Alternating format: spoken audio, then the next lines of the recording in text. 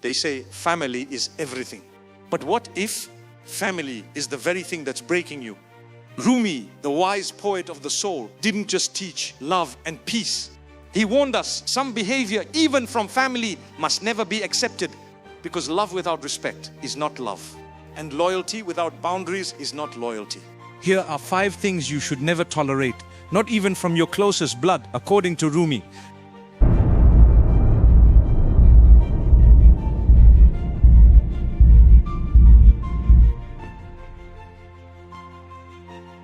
Number 1 thing is cruel words and harsh criticism. Excited? Words are powerful. They can lift a soul or crush it. Rumi said, "Raise your words, not your voice. It is rain that grows flowers, not thunder." This means speak with care. Use words that heal, not harm. Don't shout, don't hurt, and don't use force. But what happens when people we love use words like weapons? Maybe your father says, "You're useless, you'll never succeed." Or your mother says, "Why can't you be like your cousin?" It may sound like advice, but it feels like a stab. And Rumi would say, this is not love. Love does not humiliate. Love does not crush your spirit. If your family constantly puts you down, mocks your choices, or laughs at your dreams, don't stay silent. Rumi teaches that we are like gardens. A garden needs rain, not thunder, to grow. If someone keeps raining negativity on you, protect your inner garden. Set limits. Walk away. Say, "I will listen to advice, not insults. I welcome love, not judgment." Your soul is not a trash can for others to throw their pain into.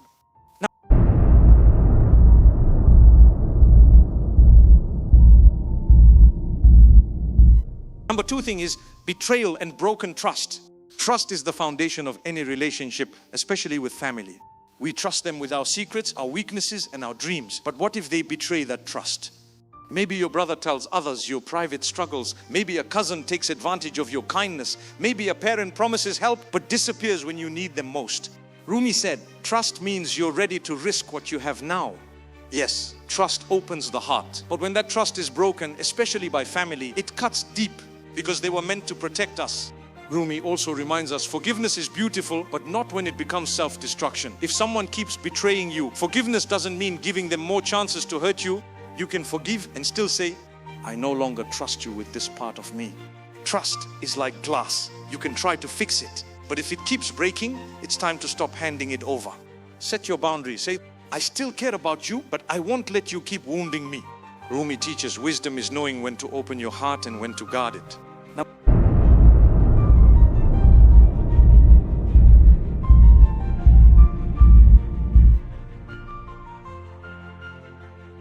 Number 3 thing is emotional manipulation.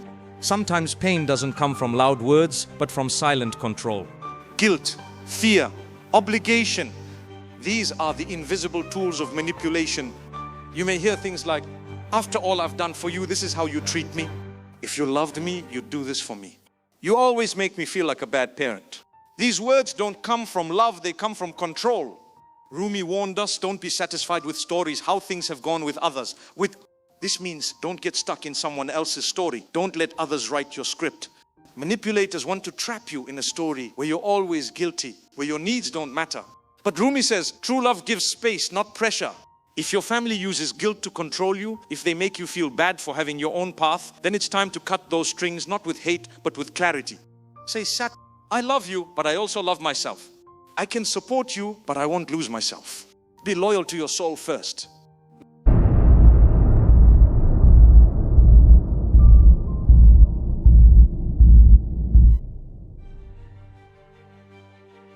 Number 4 thing is jealousy and sabotage.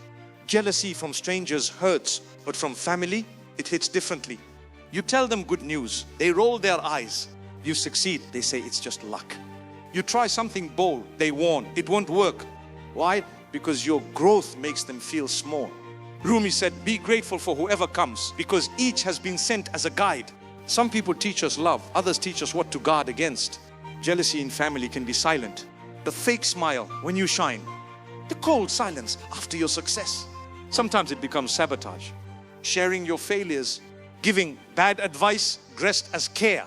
But Rumi teaches you are the keeper of your own light. Don't dim your light to make others feel comfortable. Don't shrink your dreams to avoid their jealousy. If you can't celebrate with me, that's your burden, not mine. I will shine anyway. You were not born to play small.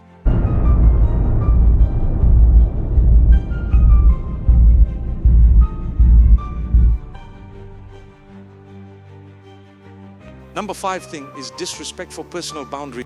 Some family members think love gives them permission to cross any line. They'll check your phone, speak over your decisions, force their opinions into your life. And when you say no, they say, but I'm your mother. I'm your brother. You owe me. But Rumi gently reminds us, your boundaries are your quest. That means your journey to becoming whole, to becoming peaceful, to becoming you, depends on protecting your space, even from family. You are not a child forever. You grow, you change, and you have the right to decide what enters your life and what does not. If a family member always disrespects your time, privacy, or choices, if they guilt you for wanting quiet or independence, that's not love, that's control, dressed up in family clothing. Real love respects your walls. It knocks before entering. It asks, not demands. It listens, not forces. So when someone says, you've changed, say with peace, yes, I've grown. And when they cross your boundaries, say calmly, this is not okay for me, I need space. Protecting your boundaries doesn't mean you love them less. It means you're finally starting to love yourself too. Rumi would smile at that.